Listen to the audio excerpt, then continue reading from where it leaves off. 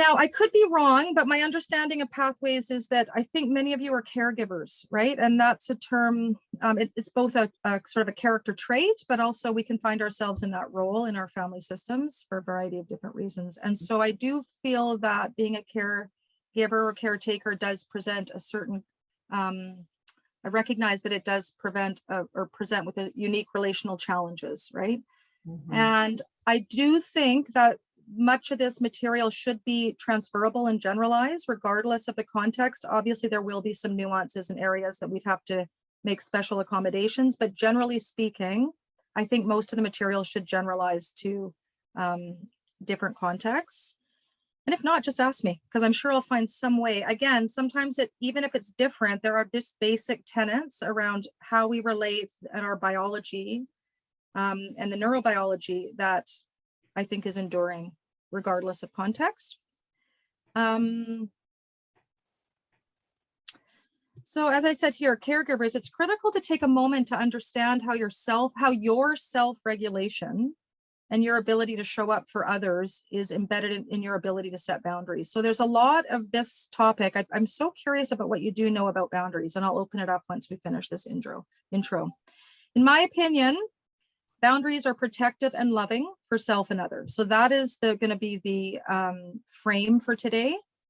And I'd be interested to know if that's how people see them. Okay. Bonnie said, questions can be typed into the chat. Bonnie, maybe you want to talk a bit more about that? I can. Yes, please. If you would like to ask any questions along the way, please just type them in the chat. I'm watching, and then I can share them with Melissa. We will have the Q&A at the end, but anytime now you can put some questions in the chat and I can ask them. Okay. Yeah. So our workshop or our meeting tonight has got there'll be some reflective questions, a few activities, some practical skills, and some theory. Okay, so it's kind of tapping into those different areas. Mm-hmm. To me, boundaries, I'm trying to get rid of this because it's getting in the way of my ability to see the content. Oh, there we go. I'm just moving the us around here. Okay, here we go. Hopefully that won't get in the way.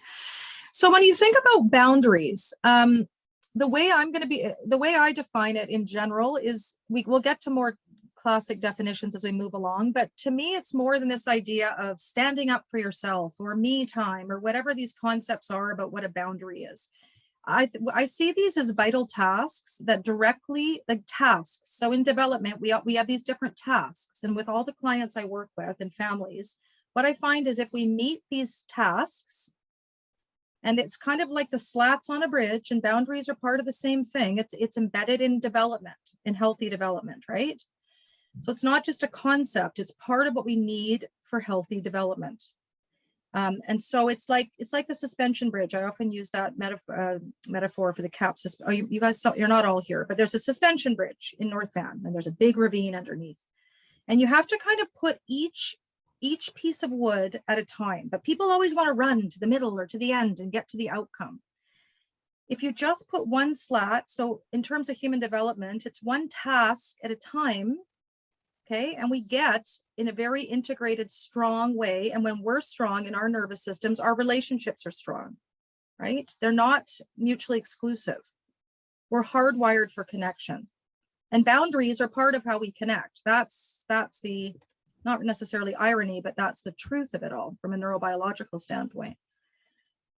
So I see boundaries as these vital tasks, like the slats on the bridge, right? That directly impact our beliefs about ourself, our self-worth, our ability to love and be loved. Because the actions we take, the way we relate and the actions we take, and many of you probably, if you know this, I'm sorry if it's repeating something you already know, but the actions we take, our brain interprets. And the way people respond to us, our brain makes conjecture. And that's what ultimately, from an attachment or neurobiological perspective, is what shapes our self-concept. So the way we respond directly relates to how these pieces, our beliefs about ourselves, our self-worth, our ability to love and be loved. Boundaries are part of that. being able to establish them. They teach us about trust in ourselves and others. They are also grounded in concepts of safety.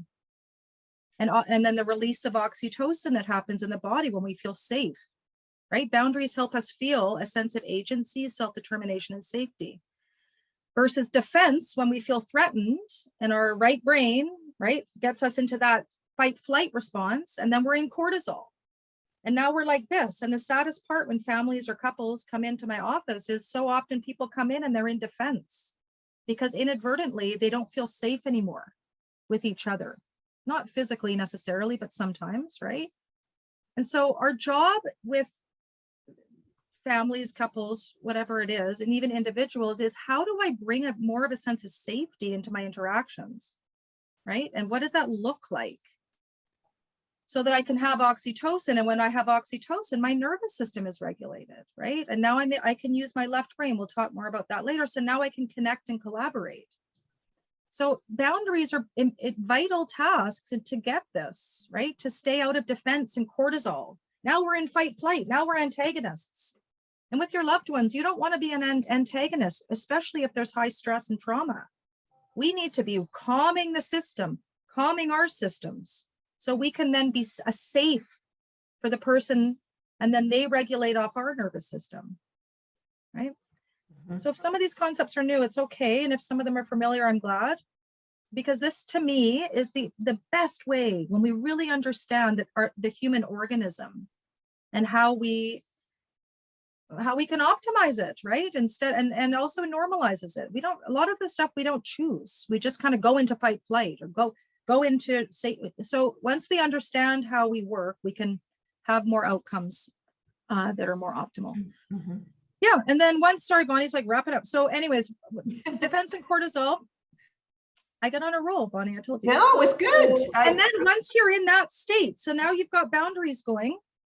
So now, once we're safe, that safety is the underpinning for effective communication and collaboration. So that's where it relates to boundary setting, how we get along, staying out of conflict. So it's all connected, all these different tasks, all these different slats on the bridge, getting us to our destination, right? Okay, so here's a question. What have you been taught about boundaries? I'd love for a few people to, maybe you already know this and I'll go, oh, that's not new, but we can build on it, right? But anyone, I'd love to hear a few things. What do you know about boundaries? Bonnie, what were you trying to teach about boundaries?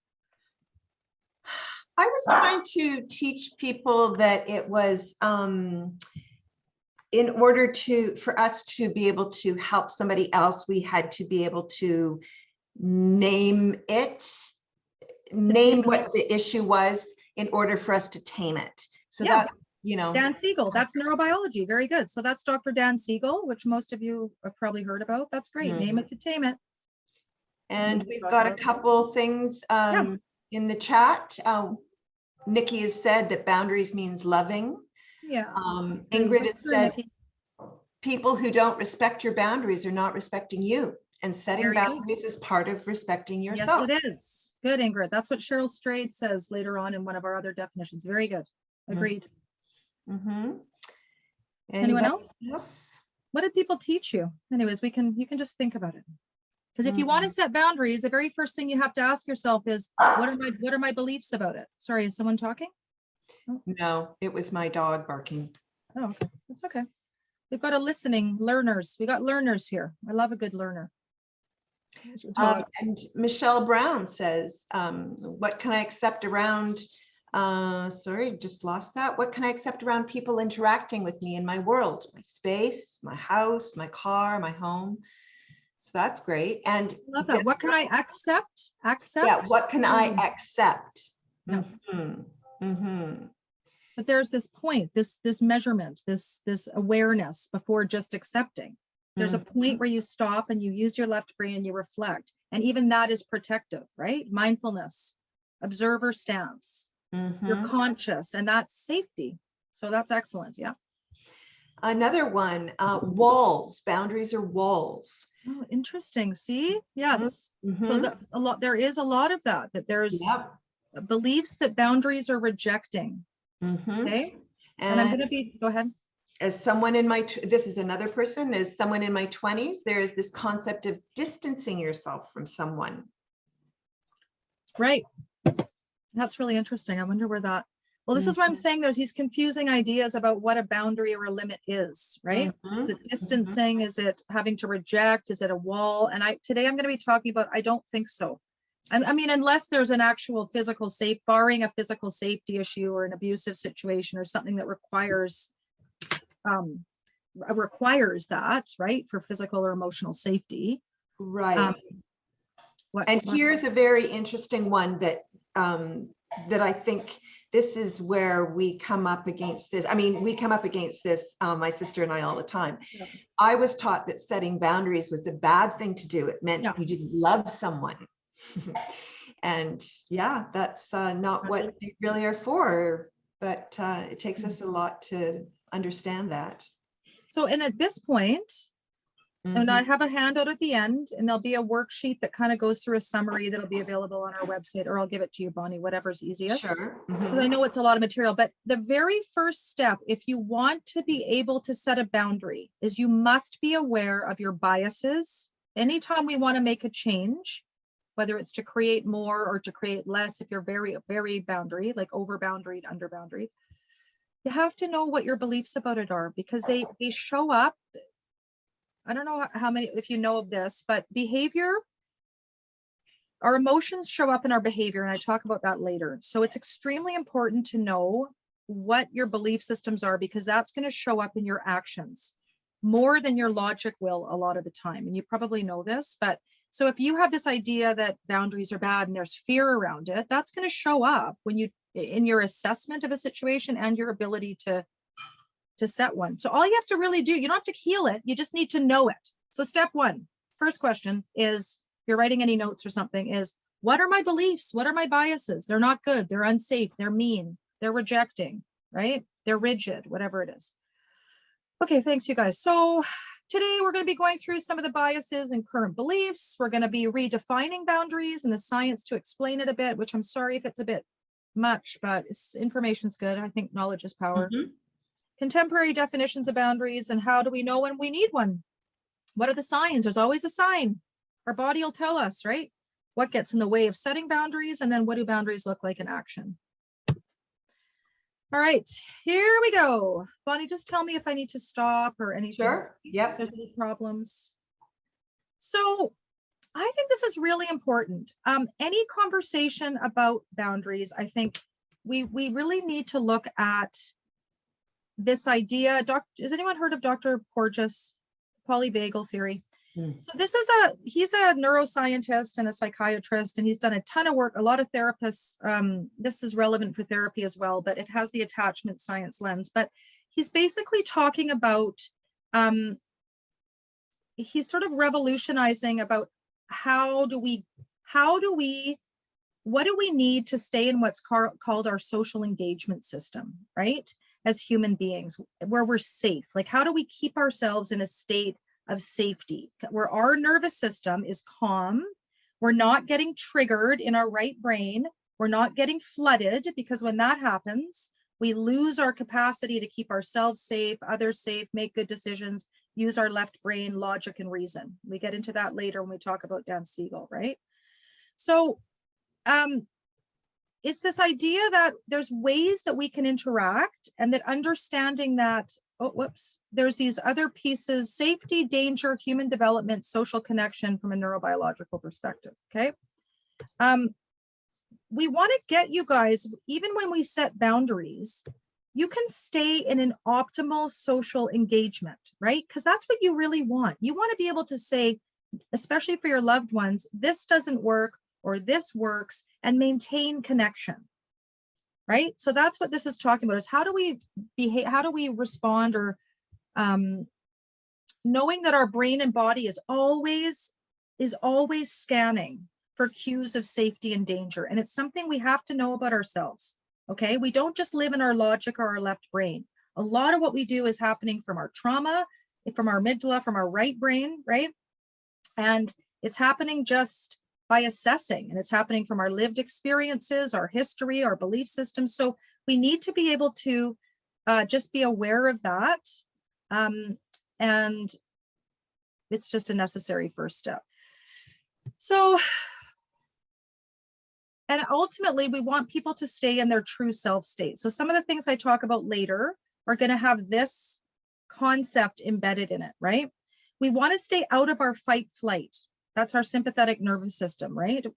And we want to stay in what's called a ventral vagal state, which is our connection mode, our true self state, right? We can be in stressful or non-stressful situations, but it allows us to stay connected. So it's just a little bit of important information to think about. I want you to start to look at yourselves as we're biologically hardwired. Our nervous systems are resonating off of each other all the time, okay? So your loved ones and you are having an interaction all the time in your implicit messaging, not just what's being said, right?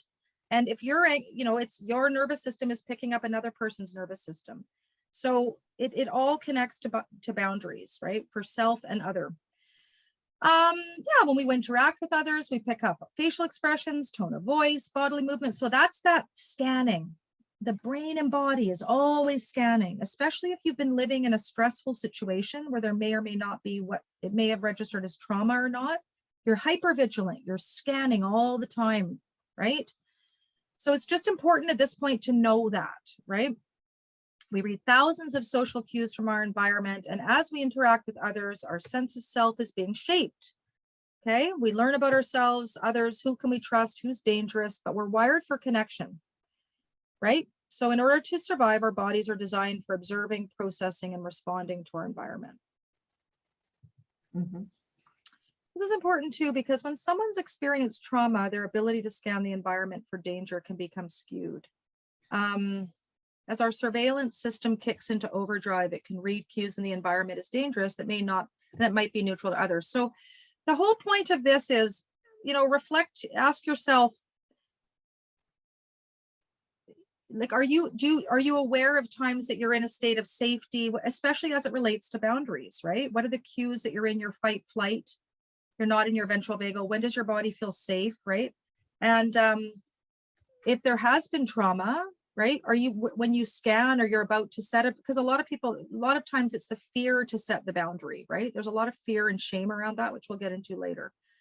So just know that we're biological creatures. We're not just in our left brain. A lot of what we do and say and act is coming from an emotional place where we're scanning the environment and we're seeking safety, not threat. And every couple that comes in, it's the same thing. They have forgotten how to communicate in a way, not that they like or does dishes, that shows those attachment principles of I'm safe. You're safe, right? I see you, I hear you, matter. So we get to that later, right? Mm-hmm. There's validation as part of this. It's what allows people to feel safe, and boundaries are part of it. All right. Oh, and then there's this piece too. So this is just some of the underpinnings that I think are important, because the basic component of what I'm talking about right now is that we co-regulate each other. Human beings are always in a state of co-regulation. Okay. And you might, when you meet someone, you go, I don't know why, but I just don't feel that good around that person. It's likely not even something tangible. It could be something about their nervous system, right? Anxiety, depression, right? So it's like this. We co-regulate each other. So you can have the best idea in the world, but if you're not aware of how your nervous system is potentially impacting someone else's, it's not going to be as effective. Yeah? Who's that? So this is that piece you were talking about earlier, Bonnie, which is the flipping your lid, right? So Dan Siegel's hand model is that it's just recognizing that this right brain, when there's a surge of emotion, whether it's anxiety, fear, shame, whatever it is, from how we've assessed the environment. And this is, think about when you try to set a boundary with someone, right? That if there's a surge of emotion, you actually lose the right brain. And I'm not obviously a neuroscientist, but basically the right brain and the left brain, logic and reason and all of those types of things, making good decisions, wise mind from DBT, right? Involves an integration or the connection between your emotion mind that's in your right brain and in your fight, flight, and your trauma and all those things, your impulses and instinct, and your left brain, your logic. Ideally, you want to have a connection between both. I'm feeling scared, but I know this is okay, left brain. But when you have a surge of emotion, and if you're not aware, which is the whole reason I'm talking about all this kind of boring sciencey stuff, is be aware, pay attention, because you can't set a boundary without it. Okay. That's the relevance of this chatter. I'm not really a science person. I didn't even do that well in science, but it's incredibly relevant when you're sitting in a room with two people and you start to go, wow, it's not about the dishes. It's about the lack of acknowledgement and the validation. They don't feel safe. They're in their defenses. They're not in their safety social engagement system, as Stephen Porges refers to it as. There's no oxytocin here. There's no trust. It's like a parent and a baby. That never stops. I have a picture in my office of my mom and my grandma and my dad, just for the record. But the safety that comes from being seen, being heard, and having the needs anticipated and acknowledged never goes away. And that is about mirror neurons. That is about neurobiology. That is the same thing I'm talking about now. We are seeking safety. We are seeking acknowledgement, even when we set boundaries. And the reason this is relevant is if we don't understand, it's not even about what the boundary is you're setting. Sometimes it is, but you're going to be able to set that difficult boundary if there's safety, right? So we want it. So the relevance of this is we have to learn as individuals to be able to soothe and settle your own nervous system. So the reason to flip the lid is keep the emotion fairly low, the cortisol fairly low through self-soothing, through self-care, through different kinds of cognitive strategies, right? So you can stay in that optimum state, that ventral vagal state, right? That wise mind state in DBT. We can connect now socially, right brain to right brain. I can feel it in my office when I have my right brain client. Couple comes in and all of a sudden they've done, I see, I hear, I've anticipated you, I acknowledge you, and all of a sudden the whole energy changes. And I don't mean that like, not that there's anything wrong with that, but everything shifts because now their right brains are connected. And guess what? When you trust, you collaborate. And that's very relevant to boundary setting. Okay. We do have a question coming from Jill, and she's just about to sit down again. And Jill, I'm going to ask if you can unmute yourself or if I can do it. Let me just see. Okay, hang on a sec. Oh yeah, there you go. Okay, go ahead. Yeah, hi, Melissa. Hi. I just had a question. It just occurred to me. If somebody feels threatened physically, and they're in that state of where they are being threatened physically, then you do have to be concerned about your personal safety. Oh, definitely. Right? Absolutely, Jill. Yeah. Thank you for saying that. And thank you for repeating that because I don't want to, that's extremely important. I did try to say it, but I think I didn't make it clear enough earlier. Barring a situation where sorry, go ahead. Yeah, I came in late. I was having trouble with my video, but yeah, you probably did mention it. So I'm sorry. But it warrants being mentioned again. It's excellent because barring physical safety, but again, some of these strategies can help to reduce sometimes, not escalate, right? But yes, barring a situation of physical safety, then you just have to have a boundary. Like there's no sort of co-regulating at that point. You certainly can, you can, as people are starting to ramp up, you can use some of these strategies and realize what's happening in because the reality is if your nervous system is activated, they're only going to escalate. You can escalating, as you know. You can. Yeah, you're cutting out, Melissa. Sorry, I'm missing out. Am I cutting out for everyone? Just a little bit. Yeah, try again. Just like 3 seconds ago. That's weird. There. All I was saying was that, is that better? Better. I think I'm moving too much. I'm too musical theater background. That's what you get. Thanks, Bonnie. All I was saying, Joe, is it's an excellent point. And yes, sometimes you just have to have a boundary for safety. Okay. And that isn't, I'm talking more about the way we respond with each other meeting your needs and the need, like more of a chronic situation where there might be an imbalance in caretaking, right? Where you can protect your own growth and development while promoting connection. Right. So I'm looking at that as a larger topic, but absolutely in a situation where there's a lack of safety, then a hard boundary and a wall is necessary. And the other piece I said was, if you can catch people that are escalating earlier by using some of these principles, which is still about noticing yourself, noticing your nervous system, doing what you can to soothe it, the situation is less likely to escalate.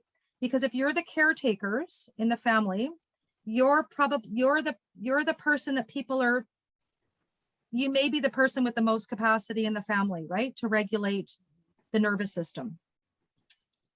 So that's why, even regardless of how far it can go, it's essential that we kind of have this knowledge. You know, just I'll end it really quick, but No I problem. just had another thought, Melissa. Yeah. You know, when you're a parent Yeah. and you're dealing with a child or a loved one, Yes. you want to protect your child at the same time as protecting yourself. Yes, exactly. And I think that that's a very difficult position to be in. Exactly. But that's what I'm talking about, Jill. It is very difficult, and we're not going to totally understand it at the end of this hour and a half, but I'm hoping we're going to be closer to understanding it.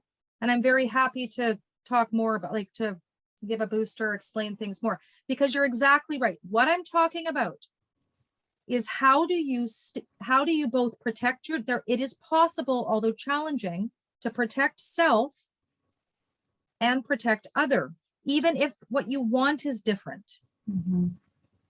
But it starts with understanding the science behind how we're interacting. It's not just logical, it's bigger than that. It's biological. Mm-hmm. It's implicit. It's in our right brains. It's mother and a baby, father and a baby, caretaker. It's just happening. And it's the same need for safety that is always there. And boundaries, where we're going with this, is a good, well set boundary keeps us feeling safe. And if we feel safe, we're both protected. Right. That's what boundaries really are. But it's hard. I mean, I was never taught this. Good Lord. None of this, really. You really think, why do you think I do what I do? Exactly. Lots of love, but lots of love, but just, yeah, none of this information. So here we are. Thanks very much, Melissa. Thank you, Jill. That was great. Thank you. Okay. In our connections with others, we search for feelings of safety, trust, and comfort. We just do, even if we don't think we do. We are. Nobody wants to be, we all want to be connected. We all want to be seen. We all don't want to hurt. We all want that. We all want to matter. Show me I matter. And boundaries are part of how we communicate that, even when it's rejecting of a concept or something. Yeah, and when people get safer with each other, it's easier to have bonds, right? Share their vulnerabilities, experience intimacy, et cetera, et cetera. Okay, so that's how we define the boundaries from a polyvagal state. That's what I talked about, neurobiological reason why. It is important. So one day I'll get better at making it really concise, but it's bigger than us, is what I'm saying. Yeah. And then this is a nice sort of more contemporary. There's a really good set of podcasts. I don't know if you've seen it, but it's called Therapist Uncensored. It's a very good set of podcasts out of Austin, Texas. But there was one on setting boundaries by Julianne Taylor Shore or something like that, somewhere in here. She quotes Cheryl Strayed. I mean, I haven't really read a lot of this woman's books, but I thought it's a great quote. Boundaries have nothing to do with whether you love someone or not. Further to someone's point earlier, they're not punishments, judgments, or betrayals. They're a purely peaceable thing. I loved that. They're a purely peaceable thing, regardless of the context, barring a safety issue, Jill. The basic principles you identify for yourself that define the behaviors you'll tolerate from others, as well as the responses you will have to those behaviors. Boundaries teach people how to treat you, and they teach you how to respect yourself. So I find humans so fascinating because we aren't just ourselves. We're so biologically hardwired to be in relationship. And from an attachment perspective, our identity, our development is largely shaped on the responding style and what we think of the people that what we think the people around us think of us. Family of origin, right? That's how we develop our core beliefs about ourselves. So it's not separate. Okay, sorry. Okay, this is a good, so if any time people need a break or something, just a relationship without boundaries, right? What is it? How do you know? How do you know maybe you need to set some boundaries? I should have covered it up, but now I can't. What are some of the, what are the signs that, what are the signs of that? The body will tell you. And this is what's so cool about, if you look at yourself as if we really start to pay attention and realize that we're all kind of the same. We're different, but we're the same. We're all looking for the same thing. We all want safety. We don't want threat. We want to be seen. We want to be worthy. And how do we show each other that in our communication? And that's a lot of what we do in our clinic. How do we communicate for connection that releases oxytocin and safety? So whether it's mental health, behavioral issues, interventions, whatever it is, how do you communicate in a way that brings people into that ventral vagal state, the social engagement system, so we're safe? Because then we want to work with each other. And then you can set a boundary and people go, yeah, sounds good. They're more likely to, right? When they're safe. But there's actual signs in the body when we don't feel safe, especially with boundaries. So I always know when clients come in and they're angry, they need a boundary when it's with someone. Sometimes they say irritated, like anger on a continuum, irritated, resentful, angry, raging. Boundary, they don't feel safe. That's their body's defense systems. Think of it like that, right? Shame. Fear. Well, there's a lot of fear. When you don't have a boundary, makes people feel like it's the line that you go, okay, I'm in charge. It's expressed, but it can be psychological, it can be verbal or behavioral, psychological, and there's also an internal boundary sometimes too. We get to that later. There's some really good comments here I want to share with you, Melissa. Please. So without boundaries, you start to get stressed, resentful, Yes. and angry when your boundaries are weak. Let me see, without boundaries, you can feel exhausted and stressed. Yes, so good. Yeah, right? When I'm not living my life authentically or with integrity, growing more and more resentful, suddenly snapping at someone or having persistent negative thoughts. You feel you have low self-esteem when you don't have boundaries. Yes, so good. Yeah, really good. Really, really good. Yeah. So more? Yeah, go ahead. No, that's just wanted to share those with you. Yeah, that's great. Thanks, Bonnie. So that's excellent. So all those feelings, you guys, this is back to all that neuroscience stuff. That's your nervous system going, this is your fight flight going, I don't like this. I don't like this. This is cortisol. It doesn't feel safe. These emotions are the sign that your body needs to feel protected. Your identity is threatened. Your physical safety is threatened. Your sense of importance is threatened. You're burnt out and your physiology is taxed. The body and brain feels threatened and it knows it. It's saying red alert, red alert, red alert. So those are your cues that you need a boundary. You're now in your safety oxytocin. I'm flexible thinking. I'm loving. I got energy.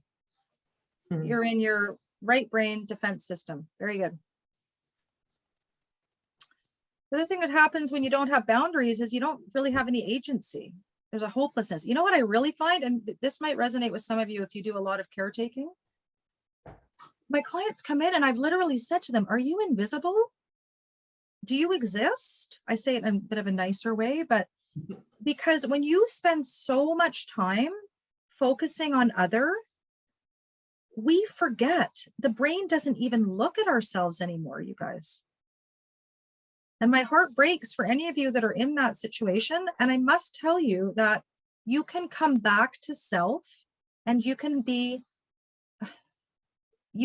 there's enough energy. In fact, you'll have more energy because you'll be in that oxytocin or ventral vagal state or congruence or whatever you want to call it. That when you become invisible, and when I say, so what's happening? And you just talk about everyone else, and then Bill did this, and then she did this, and you don't even check in about you. There is not glory in this. There is a despairing type of extinguishing that happens. And no human should be in that state. You have a birthright, right? It is your birthright to matter. But when you caretake for so long, you can get into this state where it's not balanced, right? And that's where the boundary has to come in, because it protects you. You have a core self. And when your core self is intact, you can be more connected to receive and give love. It's essential.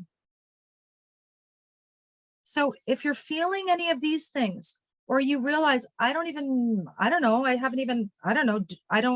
one asks me, or I don't ask myself, or I don't have time or for myself, just remember, I need to tell yourself, it's time for me to make a big change here, or a little change. I'm going to at least start checking in about myself. I'm going to start doing a body scan every now and again. I'm going to see how I'm feeling, do a bit of breathing, and maybe just ask myself, does this action serve my need or other? And we'll get to that later, right? Just start to pay attention. Don't let yourself become extinguished, because no one benefits. And I promise you it's tangible. And even if today it doesn't make sense, I promise I'll give something that helps make it make more sense at some point, okay? For now, just awareness. Yes, that's a big step already, right? It's a huge step, okay? And it already changes things once you put awareness, because now you're in your logical, your left brain. Okay, where are we now? Where are we now, Bonnie? Yes, we're here and get ways of setting boundaries, our beliefs and Oh, bias. this is a good one. What gets in the way of setting boundaries? Super important. Yeah. This idea of emotion blocks. This comes from emotion focus therapy, emotion focused family therapy. Super important. I'd love to, yeah, go ahead. I'd love to hear from people on this one, right? Like when you try to set a boundary, what happens? Oh, I can't. Like even today, I was supposed to take my sister-in-law. Anyways, I can't. There was I quadruple booked myself today. And I was sitting there going, I'm doing a talk on boundaries tonight. And it wasn't crisis, so I don't mean to minimize what any of your families are going through. But I went, why on earth didn't I just say today's not a good day? So I took myself through all the tasks in my mind that I'm teaching you guys and things that I should be doing. And but what are some of the things that come up for you? So many people are putting guilt. Yes. Guilt. Yeah. And Mary, do you want to speak to this? You just can unmute yourself, I believe. Yeah, go ahead. I love it. Yeah, so my struggle, so the reason I'm here is I support my mother, who she's the source of all my trauma, and now I support her. No, that's really and nice. I'm her only person. Like it's just like I'm the only one. And what can I say? She's got Parkinson's, she's got vascular dementia, she has depression, borderline personality, all that stuff. And one of the things that I struggle with is I do a lot of work to be in the relationship. Yeah. And to continue the relationship. And it's hard work, as you all know, right? This doesn't happen passively, right? And there's times when I say, okay, I'm going to set a boundary with you because it's good for me. But then it just makes me angry that I'm having to do all of this work. Yeah. I mean, ultimately it is for me because it benefits me in the end, and I get that. But does that make sense? I don't even know if I'm making sense. So beautifully said. It makes total sense. And my heart goes out to you because it makes complete sense, right? When the source of your pain is like, talk about boundaries, right? This is the perfect example of a complex situation where the source of, I mean, especially when and the BPD, and there's so many different factors here because we work a lot with cluster B or axis 2 traits at like a lot of BPD at our clinic as well. And yeah. I mean, that's going to have so many implications for all the pieces that we talked about earlier, right? Around your identity development. So how do you take care of the person that's hurt you, right? The logical brain, your logical brain gets it, right? Yeah. And then all the myriad different feelings from the biology to but look, the one thing I want to talk about is later on, we talk a little bit about this, but Mary, this is where if you've come to that place of radical acceptance, which is a DBT, a concept that can be quite helpful, which is you don't agree with it, but this is where you are and you've made Yeah. that choice, right? Yep. Yep. Then there's a bit of soothing in that. But the piece that comes before is you wouldn't have likely gotten, and that we get into this later in the presentation, but the piece around acknowledgement. So acknowledgement, when a mom looks at a baby, a healthy mom, right? Or a healthy dad, I see you, I hear you, I anticipate your need, I matter. Okay. So if you didn't get a lot of that, which you may or may not have, right? That's already a wound. Really, it's a lot, Mary. So you get to a place where you go, one thing that could be soothing and help with your development and your identity development is that if in the absence of validation of when someone else acknowledging you, or you might already know this, are you there? Is the deep acknowledgement of self. Like there's a piece where it's like, that's this whole piece about boundaries too, is you have to take care of yourself. This is an internal family systems concept as well, but the self acknowledgement, because how often have you said, this is so unfair? Not playing the victim, but like a true acknowledgement and grief, Mary. There's grief. When have you, maybe you have, if you've done lots of work, you've grieved what Lots of you had a work. what you had a right to that you didn't get. Yeah. So what makes setting the boundary easier or more successful is when you've done a lot of work around not just the grief, but a deep acknowledgement of I shouldn't be having to do this. And yet I acknowledge that this is my situation, right? Right. And there's that piece, but that piece around, I don't know how much you've done around that, but just the acknowledgement of self. And the acknowledgement of self isn't going to make any of this okay, but it may make it less painful. Like a deep acknowledgement of self. You give it to yourself, or parts work, like IFS. So then you get to the boundary, but the boundary is easier to set when your self has more integration. And I always tell my clients, this should never have happened. It's very, very sad, right? I think Jill has something to add too. No. Sorry, Mary. Thank you, Mary. There's more to it. Thank you, Mary, for sharing that. I know there's more to it, but sometimes, Mary, in untenable situations, like I always say to my clients, there's always something we can do to make something better. Oh, I agree wholeheartedly. But it doesn't mean that we can necessarily, I don't know why some people are just have a more painful experience. It's just what it is, right? And that's a lot of the reason I do the work I do. I don't think people should have to do this, especially not on their own, right? Yes. Marie, I'm a nurse that goes way, way back. And I just need to reassure you that sometimes with dementia, a lot of times with dementia and other mental health conditions, we are seeking relationship, and Melissa says, yes, we're hardwired for relationship, but sometimes they don't have that ability. Oh, the capacity. Yeah. They don't have the capacity. And of course, that's that's what makes us angry, Marie, because we expect something in return and they're not able to give it to us. Okay. That's all I wanted to say. It's heartbreaking. Thank you. Thank you, Jill. So guilt, right? Thanks, both of you.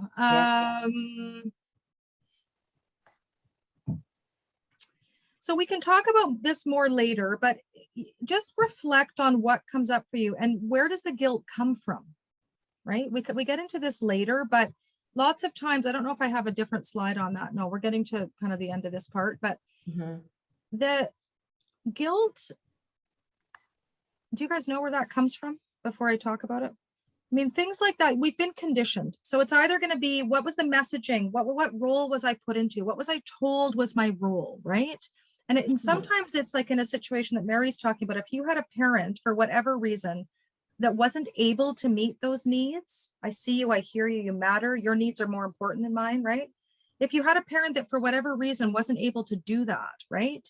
you're going to have this idea that you're responsible, but you're not responsible. This is where your adult self, and therapy and things like this can talk more about this. But even today, it's like, just realize that that is your old core beliefs. And I'm sure any of you that have done work are aware of this, right? Any kind of your own therapy is like, what happened in our early life when we didn't get our relational needs met, okay? Our brain's making interpretations about our worth, our lovability, and what our role is. Well, clearly, if my mom, if she's borderline or narcissistic or whatever it is, or has some, significant depression or some barrier to being able to meet a need, I don't mean to leave out any other caregivers. I'm just using this example because Mary talked about it earlier, is that you suddenly start to go, okay, well, I'm responsible then. Well, then of course you're going to feel guilty because if you're not conditioned to be the receiver, and even if no one ever told you you don't matter explicitly, if your only way of being, the only thing you know is not having your needs met, or your need or someone else's needs being more important in a relational context, you're going to inevitably feel guilty if you prioritize yourself, because what's good and right and what's familiar, the body's always seeking what's familiar too, even if it's just maladaptive, right? So when you feel guilty, ask yourself why. Bring it into your logical brain. Take it out of your right brain where emotion is. That's emotion. That's my emotion mind. Say, that's my emotion mind, or my old belief systems, or my core fears, or my wounding from childhood. This is where we get into other kind of therapeutic stuff, but name it for something. Externalize it. Don't let it have so much power, and bring it into your logic and go, the adult, integrated, loving self that's here in this room, do I need to feel guilty? Question it. And then when you question it, you've now brought yourself out of right brain into your logic. Now we're starting to get more calm now. Now we're not in fight, flight. Now we're in charge. Now we're in our safety system. Okay. Did I do something? Do I deserve to feel guilty? Okay, I haven't done anything. And then the next step would be to take a corrective action. And then eventually the brain catches on. And then every action you take, the brain goes, oh, I do matter. I do matter. A ton of the work we do at the clinic is, what are the old belief systems? How are they showing up in your responses? I.e., I feel guilty when I have to put myself first in any way. Where did that come from? That's always the first thing I look at. And often they go, I don't know, my mom was so great, or my dad was so great. Oh yeah, but I couldn't, like, she was always upset. I always had to be like, it's implicit. He wasn't around. He was tired, right? He wasn't there. Oh, I don't matter. Mhm. So know where it comes from, guys, because you can't set a boundary. If this is called an emotion block, it's a barrier. Just name it for now. There's my guilt. And then bring yourself into adult self. But do I have a right to, should I feel guilty? Or is it something from the past? Fear, whatever. Bring it out of your right brain, emotion mind, into your logic and go, okay, that's the first step to get past. And then you take a corrective action. And then the brain goes, oh, this feels good and safe now. And now things are changing. And as self is healthy, guess what? People might not like your boundary, but the relationship's healthier. Because the other thing boundaries do is they put that responsibility back on the other person. Caretakers, we get into a pattern of I didn't write this in here, but I should have. We overfunction. And then the other person doesn't get a chance. It thwarts their development, right? So boundaries are loving, because when we stop overfunctioning, other people can grow if they are able to. That's another thing that happens when you're a parent or a loved one or a child. We're so fearful. Fear, block. We're so fearful of what'll happen. If I don't do this, they'll commit suicide. If I don't do this, they'll self-harm. If I don't do this, they'll leave me. Or if I set a boundary, they'll leave. But by not setting a boundary, the other person is getting reinforced. And now we're enabling, which I'm sure instead of actually saying no, and now holding this person able and capable to the capacity they have. Because of course I recognize we have varying degrees of capacity, meaning capability, cognitive, emotional, relational. Fear stops us all the time, right? Can I say something? I'd just like to ask just talk. I'd love to. Can I see your face? I don't have to see your face. It's okay. It's Kathy, so I don't know how to There show you are. Okay. Hi. Well, first of all, Marie, I just want to say I really feel so you. I had a similar situation with my mother, who's no longer with us, but and now I have a daughter who's got severe mental health issues. Mhm. And the transference from taking care of my mother, even as a Yeah. child, Yeah. to the way I look after my daughter, the way I, as you say, over function with my Yeah. daughter is Yeah. it's just, I'm doing exactly the same thing. And I'll tell you that it just, for the longest time, it just wasn't working. No matter how hard, it seemed the harder I tried, the worse Yeah. things. Yeah. And you're giving us some reasons why that's the case. What I did do is I started doing some really deep, like Jungian analysis, Yeah. where it's going into the unconscious. Yeah.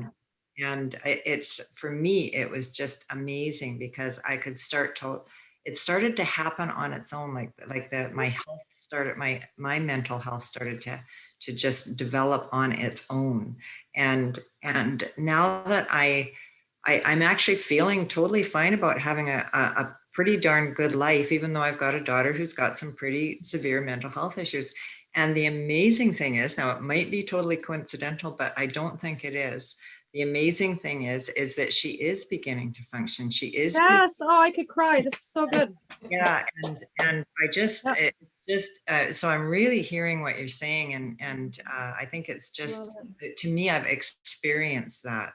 And it seems the more I take care of myself, the more I say, no, I'm not going to give you any more money, because you're going to have to at some point find a way of making your own money, and those kinds of things. I don't even have to say those. I don't even have to say those things. All I have to do is stop giving her money and start spending that money on myself. And so good.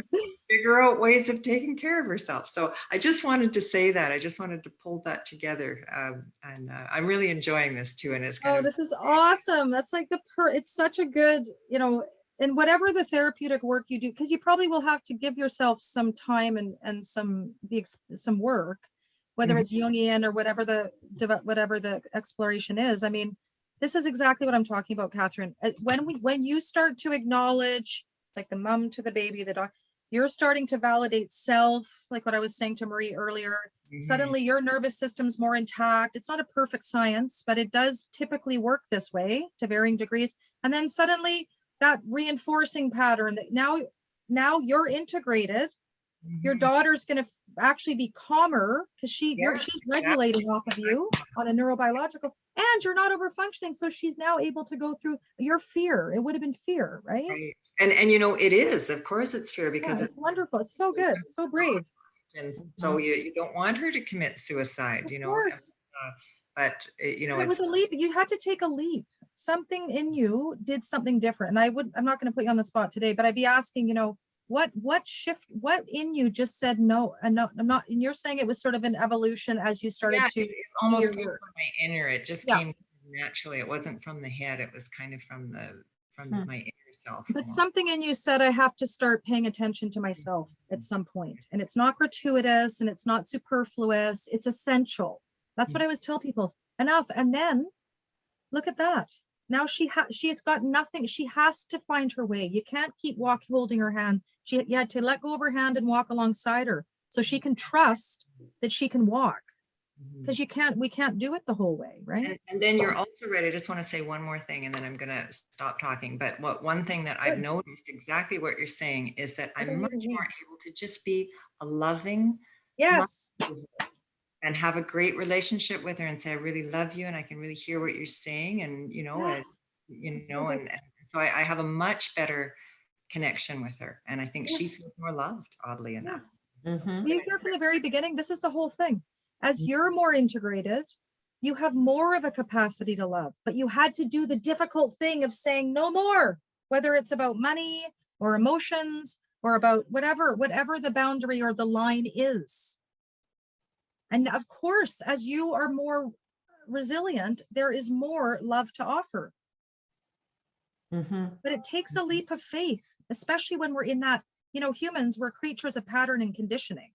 We just do what's habitual. We just keep doing it, which is why today my whole thing is just take a moment and look at it. Ask yourself, when you feel guilt, when you feel fear, when you're saying it, when you're angry, there's a boundary. What stops you from doing it? guilt or fear. What do I do with my guilt or fear? Is it warranted? Is there an opportunity? I remember Catherine, that's your name, who just talked? Is it Oh, Catherine? yes, Catherine. Mhm. Catherine, right? I remember what she was saying about, yeah, when she did that and all of a sudden there was more love, maybe I could try that. And then it makes it so you get through the barrier, then you can start getting, that's called the emotion block too. Mhm. Boundaries and action. We're almost done. And then I just want to do questions. So Okay. Can we just, before we start this, just go to Sharon? She's got love to. a question. So just unmute yourself, Sharon. Hi there. Thanks, Melissa. You're doing a great job. I'm Thanks, Sharon. really getting a lot out of this. Glad. So really quickly, I have a daughter with a pain disorder. She Yeah. self-medicates and she's got prescribed medication. Mhm. So my struggle with boundaries is around what, I feel like I'm living my life, lots of self-care. I'm doing a great job at that. We've got a great relationship. I love her. She knows I love her. But she's always asking for money, just like Catherine had mentioned. And part of it, so she uses THC pills, which I don't object to because I know that that's what helps her pain. Right. But my issue around boundaries is, I've been down the road of enabling and rescuing, Yeah. and I'm way better than I used to be. But the final part that's still lingering is, and I totally understand that I'm stopping her from being her best, and I get all that. But I struggle with the difference between how do I support and love her within, you talked about with what she's capable of, or her capacity, right? Yeah. So how do I know, because of the substance abuse, how do I know what she needs, like physically needs to be healthy and to live her life, because she threatens suicide all the time. Yeah. And that's where the fear comes from, right? I've totally been down the fear road of worrying about her ending her life, for sure. So how do I figure out what's the real need and the support that I give her, and then what's the manipulation and the lies and the I struggle with that fine line of what's real and what's manipulation. I know that's a big question. That's a really good question. I feel like I need a lot more time with that, but Yeah. how do you, and what would happen, Sharon? Like if you ask, let's say you're having this, can you give me an example? She asked for, like, without giving too much to your family, So- hey, mom, blah, blah, blah. Yeah. Give me. Yeah, so almost daily I'm asked for money, and I have made the decision that I'm willing, and for a while there I wasn't giving money because I didn't know what the money was being spent on, and I had a lot of fear around that. Now I know that it is going towards these THC pills. My boundary is that she has to take a photo of them, send it to me so that I can with the time date, a date stamp, so I know that that's what the money goes to. So that makes me feel safe and feel better that I know where the money That's like an external boundary. That's great. It's a behavioral boundary or a behavior request. Yeah, good. Yeah. So, but then I don't know how much is too much. Like, like I'm okay. I need to figure out not only how much money am I willing to give her, but how do I know that what she's buying and taking and ingesting is safe? Like, who do I just don't know where to turn. How is she an adult? She's an Yeah, adult. she's 24. And she's on long-term disability. She has no money, right? Like she's only got a limited amount of money. That's why she comes to me. So if I were to ask you, if you weren't afraid and you just looked at it and you had a general sense of what budget she needs as her mom, let's say there wasn't fear. And you had a general sense of what a budget is, and you kind of generally knew how much she needs of something to be able to say, you know what, this is what's going to work monthly, right? We'll see how that goes, right? Let me know, whatever else it is. What does she not do? Is there other things she could be doing for herself, right? What if you weren't afraid, that's what I would ask. That's what I would ask yourself. If fear or guilt or shame or something wasn't a barrier, what would I say to her? What would you say to her? Sweetheart, I've noticed, and this is where we get to this other stuff down the road here. Wish we could have a bit longer, but This is where we get into this idea of how you communicate. I see you, I hear you, you matter. Or I have a slide that's I 10 label, validate, meet the need. I hear you asking for this, right? And then get to the underlying issue, right? It's how you respond to her. I see you Right. asking me for this, right? And what is her need? I know you need it, right? There's a part of me that doesn't want to do what? Enable, carry it on, reinforce it. Like, what's the fear? Yeah. Yeah. So how do you talk to her about it? Well, I get annoyed. Right. You know, like I get annoyed, you know, and I tell her, I say I'm sick of loaning you money, and Okay, she that's pays me perfect. Well, back. that's actually perfect, because what does that tell us? Irritation, anger, resentment. What does that tell us? Remember I Well, said that's the underlying, that's the indication that you need to set a boundary. You're pissed and you're worried because you know it's enabling. Okay. Yeah. So before you can be validating, which comes later on my slides, which is how you talk to somebody, like, you can set a limit and be loving. I know you need this, honey. I see this is important to you. I recognize that you struggle. As your mom, I want to give you the world. I also don't want to reinforce something, and I want you to be able to develop more. Okay. I don't want my fear to get in the way of your development. Therefore, I love you. Here's my limit. right. Yeah. But you have to see what the problem here is, that you can't even get to the boundary because you've got the block of the irritation. So you're just like, get it. I don't want to, because what does that do? How does she respond when you respond like that? Well, I know that she carries a lot of shame and guilt. Yeah. And now you guys are you in safety together, or are you now in your defense stances? You're both in your defense stances. No, right? you know what? It's better now. We're not. Yeah, it's okay. But I know that she carries, and I've said that to her. I said, I don't want you to feel guilty or feel shame for asking every time. So you're right. I don't want to take too much time. I'm aware that we've got a big No, but group Sharon, I'm here. totally interested in this, and I'm happy for you to reach out if you want to have a little chat further after this, because this is a really, I think that I could help you with a couple of steps if I had a few more minutes with you that may help. Like, obviously, it's a bigger issue, but Yeah. even with a major issue, you guys, the steps tend to be the same. It doesn't matter. The issues are huge. But the Right. way you're going to respond is going to be your fear and your irritation. I know you seem like a wonderful mom. This isn't about whether you're a great mom. Of Yeah, course and I you- know that. Yeah. But we do want to get you out of irritation and her out of shame. That's a loop that if we have a boundary, we'll stop that. Right? Right. Yeah. And the boundary is going to be, I'm noticing I'm feeling really irritated. I don't like how we're showing up together in these conversations, honey. We need a new plan. We've got to get more clear. Yeah. I'm irritated. You're feeling bad. This isn't working. What are we going to do? Yeah. Limit. But first, you got to address the thing that's in the way. So if you need, I'm happy if you want to reach out to my email and we can complete this if that Thank would you. help you at some Thank point. you. Thank you. Yeah, gosh, we could spend like a whole day on this, honestly. Yeah, But I know. there's just so many different nuances. But if I had a day to go through all of your stuff, you'd see it's all the same pattern. It's the same formula. And it does work very, very well because it's grounded in neurobiology. The way we respond and what we say, starting with ourselves. That's why I spent so much time earlier in the session talking about what are our beliefs? What are our biases? What comes up when we try to do it? Guilt, fear. Where does that come from? Family of origin. Okay, that's the first step, just like what Sharon was talking about. Well, I get like this. Well, that's already, we can't set a boundary because now we're in our, that's what it's telling us is we need to set one, right? But then it's really the same formula where I've got something here where this is a few different kinds of boundaries. They help people co-regulate, right? So you can either set the behavioral boundary. This isn't working for me. I'm going to give you this much a month. I don't like how this is affecting our relationship and I want more for you.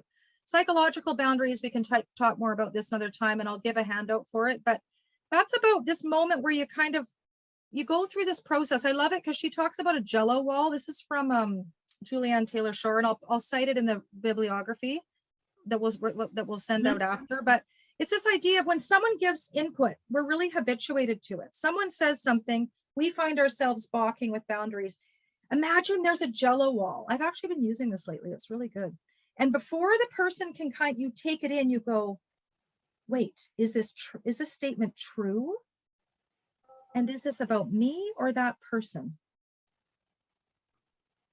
Is this statement true? And is it about me or that person? And we suddenly create space. That's a psychological boundary between just going, my daughter said this, I feel this, I do this. Shame, enabling. Now your daughter's in shame. We want her in empowerment. We don't want her carrying shame. Sharon doesn't want her carrying shame. Right?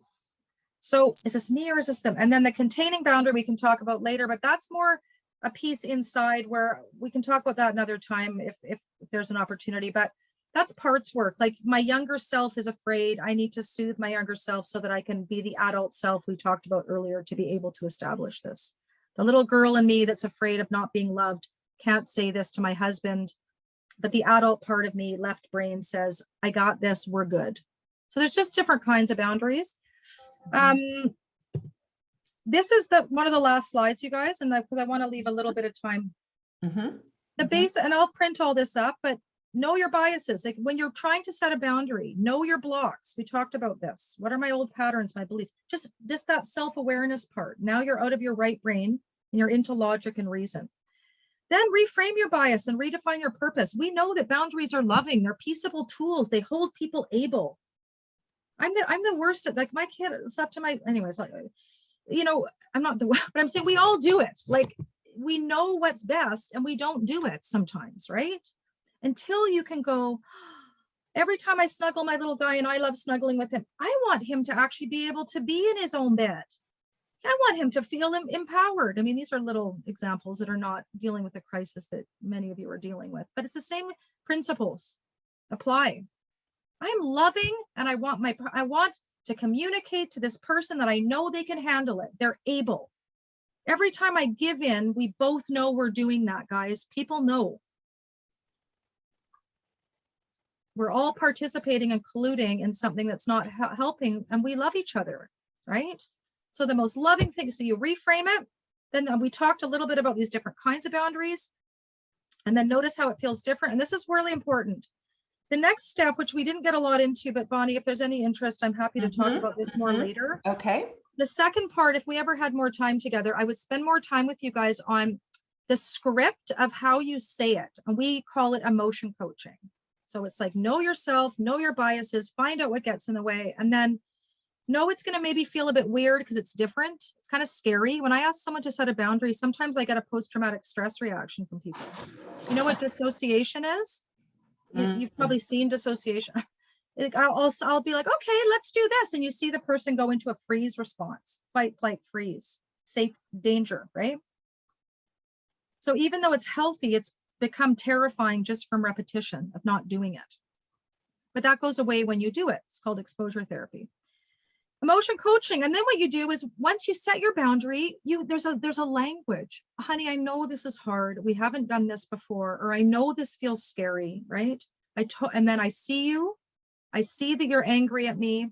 I hear the words that you're saying. It feels unfair, right? And you're really compassionate. This is back to what we do with our babies or our loved ones. I see you, I hear you, matter. And we calm their nervous systems based on how we respond to them in this thing called emotion coaching.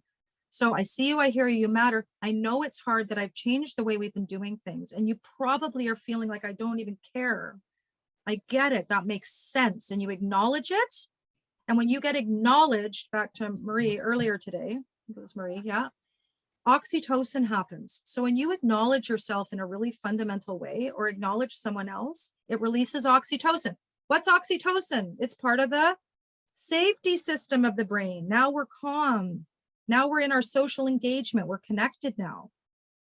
So what I would teach you guys after is that there's something called emotion coaching. And you do that to kind of soften and keep the connection once you've set the boundary. So there's a real formula to this. Really, I'm not even a formula person. I was like terrible with anything to do with formulas, but I see how this works, right? When you set boundaries, or sometimes this is important, but there is a concept that behavior has meaning. A lot of people's behavior, you guys, is about emotional needs. I'm not talking about severe mental illness, right? But some mental health symptoms, there is at its core also these other driving emotions, right? Behaviors. So when we're trying to set boundaries, something that can be helpful is with your loved one, show them that you understand why they're doing that, right? I'm no longer okay with this drug use or this level of anger or this staying in your room all day, whatever it is, right? But you explain, I get why you're doing that. There's fear, right? The world feels overwhelming. That's the acknowledgement of it. And as your mom, I understand that. And then limit. And honey, while I understand the fear and the shame that you feel, it's no longer acceptable for you to be in your room all day. I need to see you 1 hour a day. That is a non-negotiable. But you see how with that emotion coaching delivery, they're more likely to heed the boundary. Do you guys see that a bit? Parental just, yeah, I hope, because it's a really good one, the emotion coaching stuff. Parental self-awareness, know your triggers, know your emotion coaching, label it, name it to tame it. Like Bonnie said, you validate, you meet the need. That's the way that we kind of can keep the relationship even when we set hard boundaries. And I'm going to repeat this, regardless of the boundary, most of the time, this principle will work. These principles will work to calm the nervous system and promote connection, which promotes collaboration. That's the formula. Calm the nervous system by how you respond. Okay. Set your limit. And they're more likely to listen because now they're in their social engagement part of the brain because we're in safety, because we regulated ourselves. We didn't get caught in our fear and biases, right? We saw them, we saved the limit, and we emotion coach them. Woo! That's emotion coaching. Attend, label, validate, meet the need, and then sometimes you don't even have to problem solve, but it comes at the end. This is a really good one. This is something we can do more on if we want to. All right. Here's a big thank you. Well, I got lots of questions. There's a lot. Sorry, guys. No, I mean, not tons of questions, but okay, let me see. Where is this? Oh, darn. Okay, just a second. I'm going to go to chat. Okay. Yes, people are saying, yeah, it'd be great to have a whole session on practicing emotion coaching. Oh, I'd love to. Bonnie, I'd love to. It's like, that is my I love it. So good. Oh, good for symptom reduction and for connection. For sure. Let me see. Okay, question. Can you offer any tips how to manage negative feedback in response to boundary setting? Example, Sure. You set a boundary with someone and they respond with negative comments, anger, guilting. Yep. Love it. Such a good question. So I've got all these handouts, and if we do something on emotion coaching, there's a whole thing on the validation of anger. So you just do the same thing. Oh, I see, I hear, that makes sense. And then you restate the limit. Of course you're angry. I can see you're really angry. I can hear it in your voice, and it sounds cheesy, but it actually works because you're matching them. This is the principles of attachment again. It's I see you. And when people feel seen, they calm down because they're safe. It's strange, but it's true. What you don't want to do is try to quell it or get scared of it. But first, the very first thing is, if you're met with anger, you got to look at what? Self-awareness. What happens to you when there's anger? We're right back to the same stuff that we just learned, but go through this cycle again. What happens for me when there's anger? I freeze. I flee, right? Fight, flight, freeze. I fight. Know your patterns. And because we co-regulate each other, calm yourself down. However you need to do that. Melissa, can you just put up the last slide for somebody to see while you're speaking? This one? I think it was that one. Let's see. Maybe it was that one. Just say which one. Shelley, which one was it? It was the one with the numbers on it, the last one. Yeah. Okay, this one. Okay, thank you.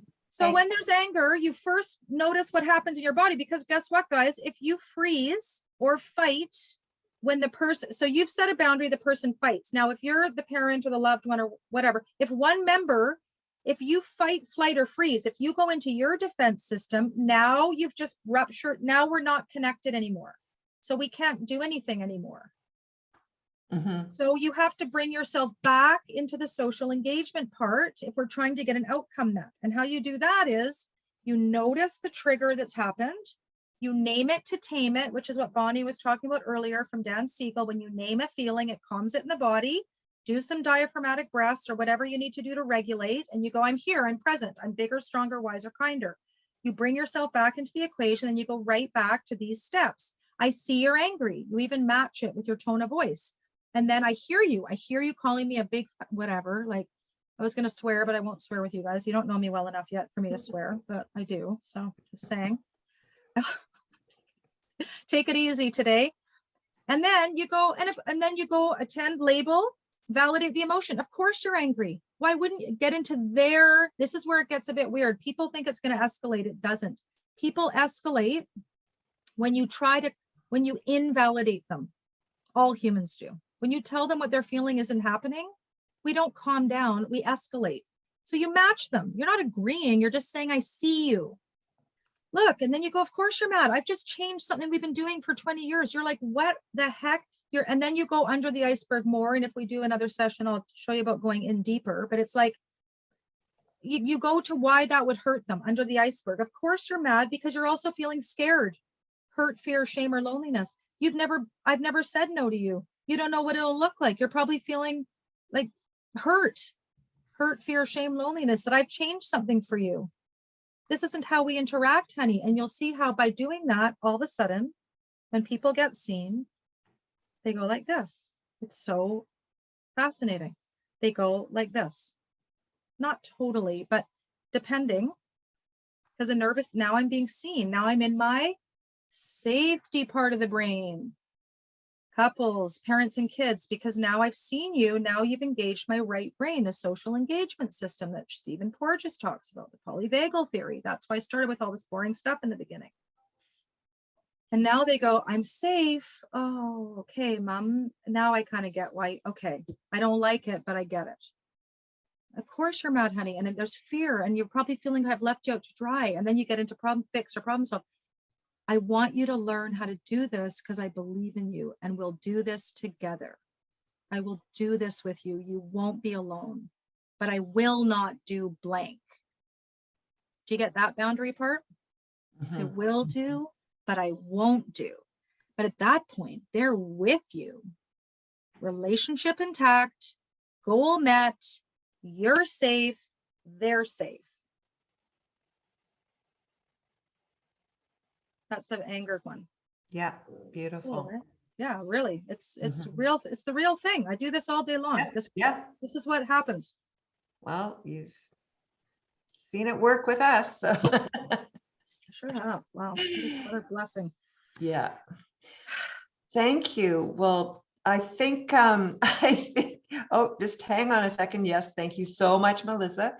Oh, it's done. I'm so sad. Okay. Well, yeah, it's just, people are just saying thank you all over the place. So I'm going to thank you myself, of course, and thank everybody who joined in. I think if anybody has any further questions, just send them to me.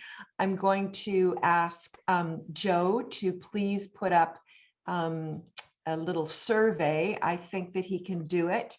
If that doesn't help, or if it doesn't work, the survey in the chat, I'm going to email it to all of you because it would really, it does. Surveys after a talk like this really, really help us to hone in on what we can do more, what we can help with more, where we should go with it, how, you know, if we never ask you or you never respond, then we're just like flying by the seat of our pants. And we'd really, really like to know how to help you more. And I bet you can all see why I wanted to have Melissa speak to us. So thank you so much. oh, Bonnie, it's totally my pleasure.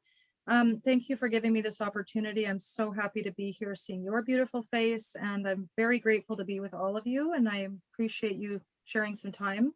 I hope this was helpful. And I mean it that we'll put up this stuff on my website, but if you do have, I really do want to be able to follow up with any questions that happen, because I believe in these principles and I love people and families. And I am happy to provide any additional, you know, that I can. Yep. Through my, Can I just ask one thing? You mentioned that you're going to give us some sources to read from voting from, are you going to email them to us? Is I that? Oh, can I'll talk to definitely Bonnie, email yeah. them. Yep. Yeah, whatever Bonnie thinks is the best way to get the information to you guys. We'll do a little summary of this. We'll have a bibliography with all the sources that we looked at. Mhm. And I can even add some of the other, I've got like, there's a bunch of different resources that you could really benefit from, especially around the emotion coaching stuff. There's tons of stuff online, whether it's from me or any of my colleagues, there's lots of stuff available, but it really is just like a little, it can really help, guys. So I hope you found something, even something that you'll carry with you from this. And Bonnie, what should we tell them? You'll give it to the people? Yes, I definitely will. Yep. So we'll put everything together and I'll send it out. I've got everybody's contacts and stuff. So thank you so much. Yep. I'll follow up. Don't worry. Anything else? Are we good? Yeah, I think we're good. Thank you, everybody. Okay. Good night, everybody. Very Thank you much. so much. Thanks, Okay. Bonnie. Yeah. Take care.